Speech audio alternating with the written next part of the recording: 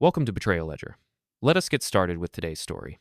It began with a polite invitation to dinner at Olivia's parents' townhouse. My parents, Charles and Linda, drove in from 2 hours away. They're simple people, quiet, practical, the kind who believe family matters should be handled with respect. Olivia's parents, Ruth and Tyler, were the opposite. Loud, confident, and convinced every conversation was a therapy session waiting to happen. The dining table looked like a magazine spread. I expected awkward small talk about the wedding, but I wasn't expecting the extra guest who arrived 15 minutes late. "Sorry I'm late," a smooth voice called from the hallway. Olivia's face lit up before I even turned. "Maxwell, you made it." Her ex-boyfriend, the man she'd once called her creative soulmate. He hugged Ruth and Tyler, kissed Olivia on the cheek, then nodded at me as if we were old teammates. "Didn't realize it was a full family thing," he said, taking the seat beside Olivia. Ruth smiled.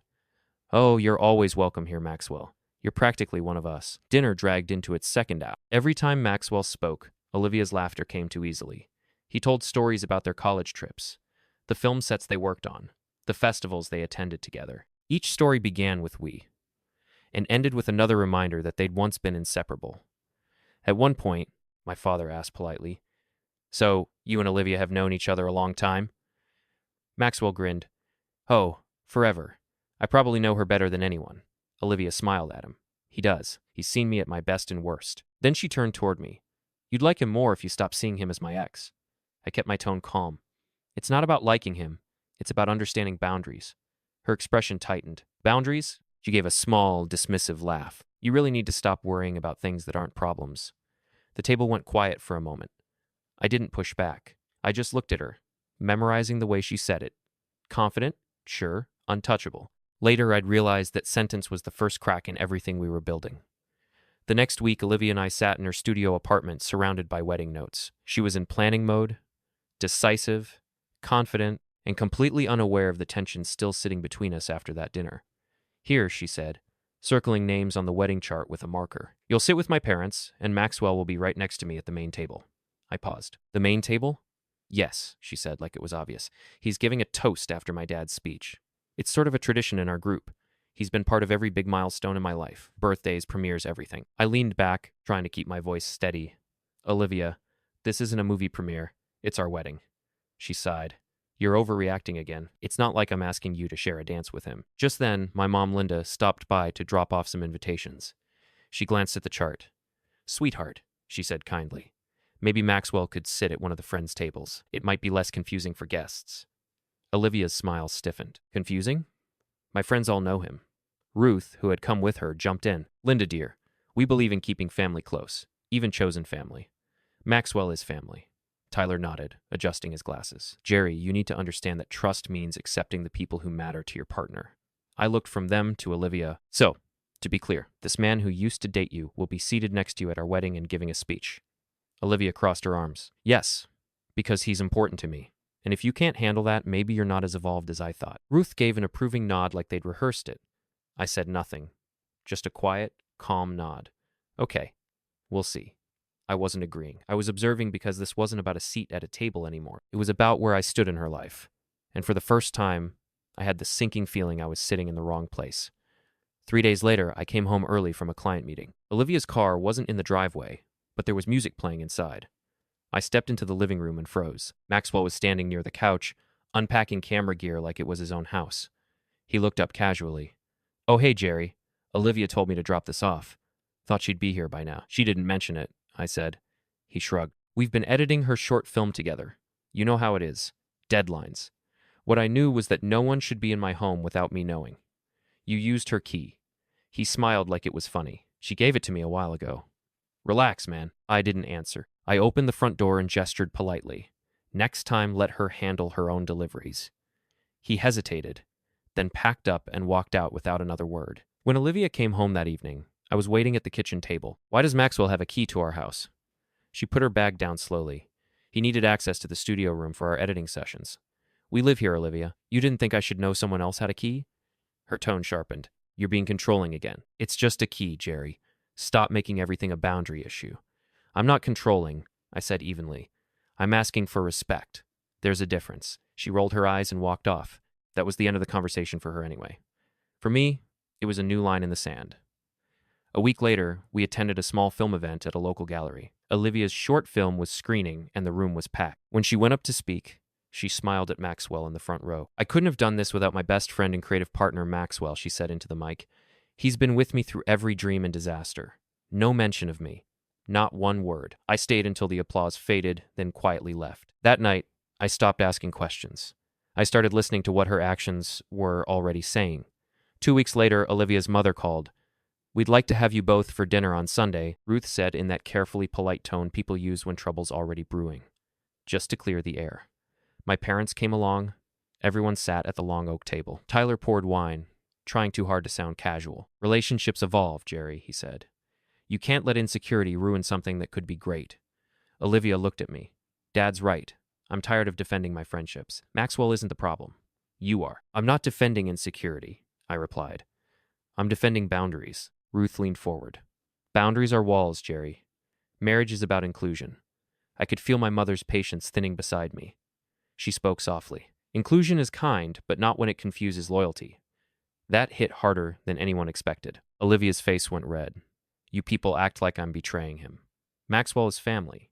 He's going to be at the wedding, at holidays, probably even helping with projects after we're married," Charles asked evenly. "And that works how, exactly?" Olivia took a deep breath, then delivered the line that would end everything. Her voice was steady, loud enough for everyone to hear. "My ex will always be part of my life. He'll be at our wedding, at our home, in our future. If you don't like that, don't marry me." The room went silent. Ruth nodded proudly like her daughter had just given a TED Talk. Tyler looked at me with that same smug therapist face, waiting for my emotional outburst. Instead, I stayed still, looked at Olivia, then at my parents, then back at her. "Okay," I said quietly. Olivia blinked. "Okay. What?" I stood. "Okay, I won't marry you." "Mom, Dad," I said. "We're leaving." We walked out calmly, leaving 4 stunned faces behind. I didn't look back. I didn't need to. That night, I realized I hadn't lost anything. I just stopped pretending I hadn't already. The drive home was silent. My father's hand stayed steady on the wheel. My mother looked out the window, calm but firm, like she'd expected this ending for a while. 10 minutes passed before my dad finally spoke. "You handled that well," he said. "Better than I would have." "I'm done arguing," I said. "You can't reason with people who think respect is negotiable." When we reached my place, my phone started lighting up. Calls from Olivia, Ruth, Tyler, and even Maxwell. Texts poured in like a flood. "We need to talk. Don't make decisions out of anger. You embarrassed us." I didn't answer any of them. I called one person, Sophia, our wedding planner. "Hey, it's Jerry," I said. "Cancel everything. The wedding's off." There was a pause. "Jerry, the invitations go out tomorrow morning." "Stop them," I said, "and forward all payment questions to Olivia's parents. They were covering the costs." I hung up before she could respond. By morning, the calls had turned into pleas. Olivia's messages bounced between rage and begging. "You can't just walk out like that. You'll regret it. I didn't mean it that way." That afternoon, she showed up at my place. She still had a key, which would soon be a mistake to fix. She burst in, red-eyed, shaking. "You're really doing this?" I was at the kitchen counter boxing up her things. "Yes, you're throwing away 5 years over one argument." "No," I said, closing a box. "I'm ending it because you drew a line and I chose my side." Her voice cracked. "I didn't mean it. You meant every word. You just didn't expect me to believe you." She went quiet then, eyes darting between me and the half-packed boxes. "I'll stay at my parents' for a while," she said softly. "That's best," I replied. "I'll have the locks changed tomorrow." She left without another word. That night, I turned off my phone and sat in the dark. It wasn't grief that filled the room. It was peace. For the first time in years, I could finally hear myself think. By Monday, everything was unraveled. The caterer, florist, and venue all contacted Ruth and Tyler about refund policies. Each call cost them thousands. I didn't lift a finger. I didn't need to. By the end of the week, Tyler called me, his voice tight. "You can't just cancel everything without consulting us," he said. "I didn't," I replied. Olivia made the decision for me when she said her ex would be part of our lives. I respected her boundary. Now I'm respecting mine. He started shouting about money, contracts, and lawsuits. I stayed calm. "You're not suing me for saying no to a wedding that no longer exists. Handle your own bills, Tyler." And I hung up. Then came the spin. Ruth began telling friends that I'd had a breakdown. Olivia told people I was jealous, unstable, even emotionally controlling. But the story spread faster than they could shape it. Word got around. Vendors asked questions. Mutual friends compared notes, and silence from my side spoke volumes. The truth came out. The ultimatum, the silence, the walkout. The sympathy they expected never arrived. Maxwell vanished first. He stopped showing up at their house and stopped taking Olivia's calls. The man who was family suddenly had no time for her. When I heard that, I didn't feel gloating, just confirmation. Olivia moved back with her parents. She quit her freelance work for a few months, said she needed space. Tyler blamed Ruth for enabling Olivia. Ruth blamed me for abandoning their daughter. Meanwhile, I focused on work. I threw myself into a major design pitch for a new community center. Late nights, early mornings, no distractions, no drama. She texted me once, months later. I miss what we had. I didn't reply. Some lessons don't need words. They just need silence. By then, I wasn't angry anymore. I was free. The months after the breakup were quiet in the best way. I started sleeping better, working harder, and eating real meals instead of takeout. My design firm landed the community center project. It was the biggest contract of my career, and I poured everything into it. It reminded me who I was before the constant arguments, before every decision turned into a debate about my character. When the project proposal won the city award that summer, the mayor's office invited me to a dinner for the architecture team. That's where I met Nara, a project manager from the city's planning department.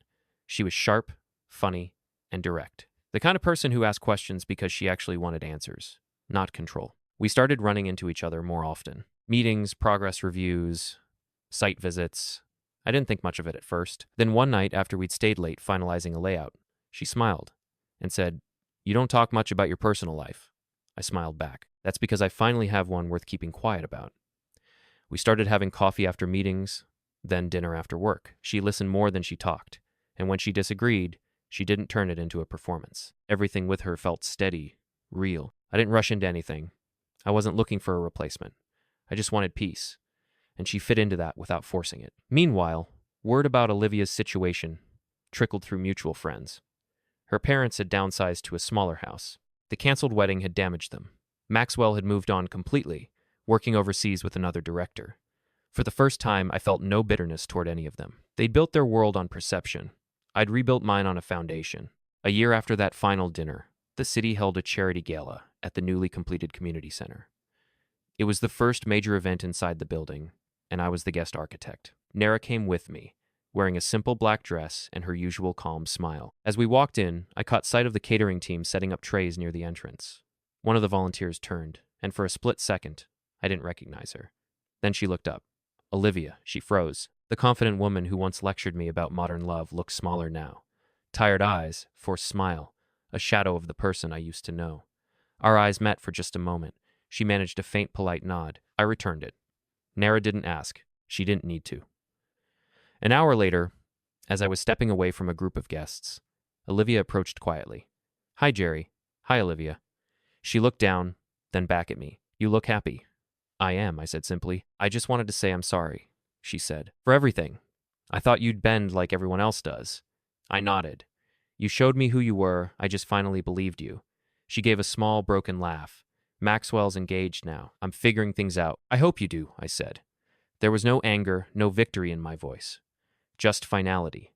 She nodded once, whispered, "You deserve better," and walked back. Later that night, I gave a short speech on stage. When you build something, I said, the first thing you check is the foundation. If it's not solid, it doesn't matter how beautiful it looks. It won't last. The room applauded. My eyes met Nara across the crowd. She smiled, proud, grounded. That was the moment I knew I had closed every door that needed closing. The night ended where it all began, with a dinner. But this time, the table was mine. Thank you for watching until the end. Wishing you peace, happiness, and the love you truly deserve. See you in the next story.